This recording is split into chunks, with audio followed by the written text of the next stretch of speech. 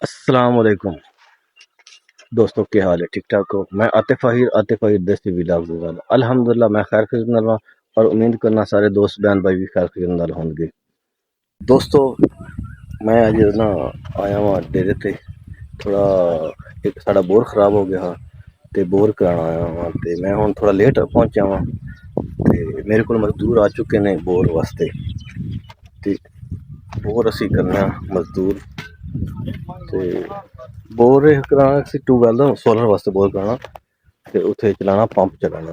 साढ़ा बोर बह गया, बोर थोड़ा खराब हो गया उस वास्ते ते हुण असीं मजदूर आ चुके हैं। उन्होंने असीं उन्होंने रोजगार भी करना, उनको सारा पुछना होए किस तरीके कार है किस तरीका नहीं। दोस्तों आ मशीन है बोरें वास्ते, आ लेबर है, लेबर तैयार हो रही है फिलहाल।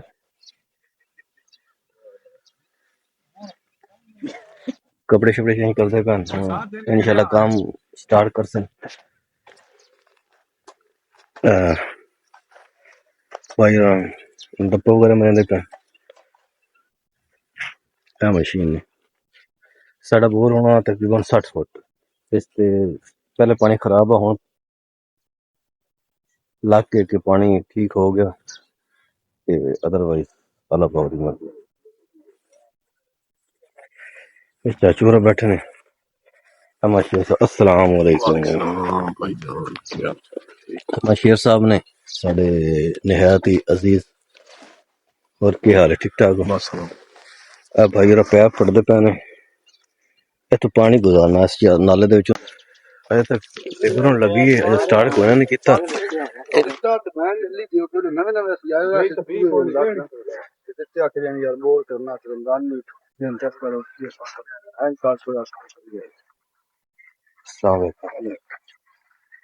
फजूरा है ना ते बॉस एक किस वक्त खड्डा खड़ दे ये जी बोल। अच्छा बोल कितने फुट खड्डा उसे? ये बस हुन तकरीबन पूरा होया तू दोनों काम सारा मशीन दा ये दो अंदर पानी जल्दी आवे तब है क्या निजाम देख सकते तकरीबन 2 2.5 फुट है तकरीबन मैं खड्डा खोदया ये मतलब कि पानी सही तरीके नाल आवे। ये भाई कितने फुट बोर कर इत्थे जी अपना 64 फुट ਤੁਹਾਡਾ ਮਾਲ ਆਉਣਾ ਜੀ 64 फुट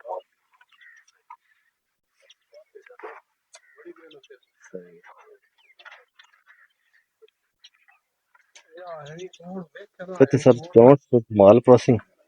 ते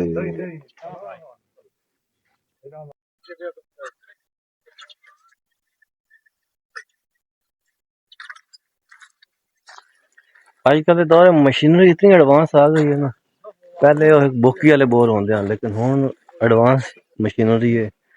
और पूरे पूरे एक एक दो दो दिन लग जाते हैं बोर करदे, लेकिन हुण इस तरह होंदा है कि 2 घंटे बोर कंप्लीट हो जाए, चाहे 100 फुट है 200 फुट है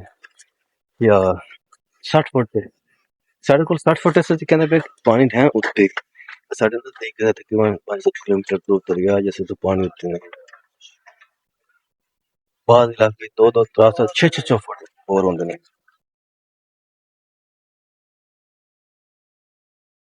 एक बन्ना बना दे चल बन्ना ते ऐसे पानी जैसे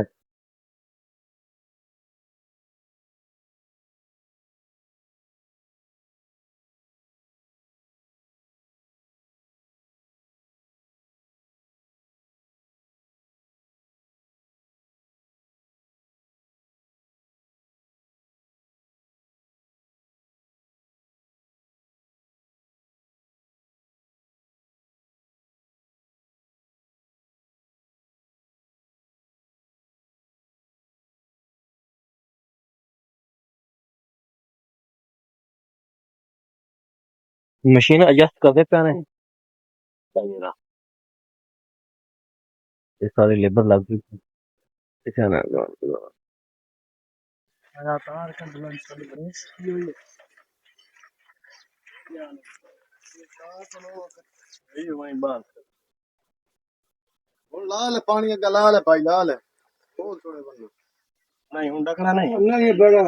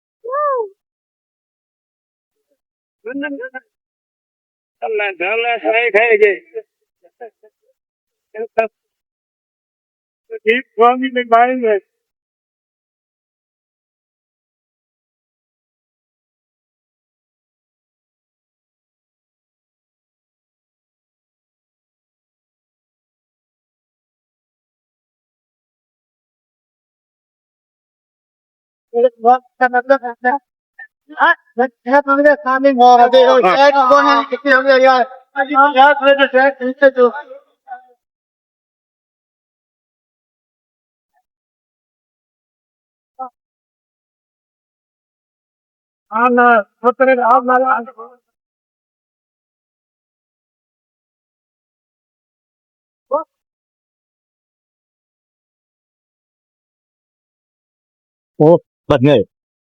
अच्छा व्यूअर्स मैंने कम पै गया दूसरा सोलर की तार लैके आनी है तार थोड़ी छोटी होगी ना बोल के आया ना पहले तार और जगह ते आई थी हुण तार और एक्स्ट्रा लैनी पई मैं तार भी अरेंज करना वा तो दूसरा कम पै गया मैं फिर चलिया वहां बोर हो रहा व्यूअर्स मैं हुण आ गया वापस ते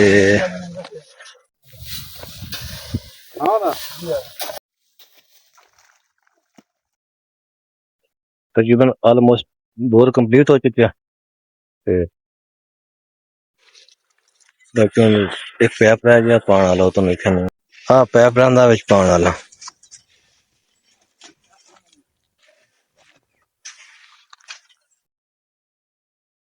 व्यूअर साढ़े बोर कंप्लीट हो गया इस वक्त ते मुकम्मल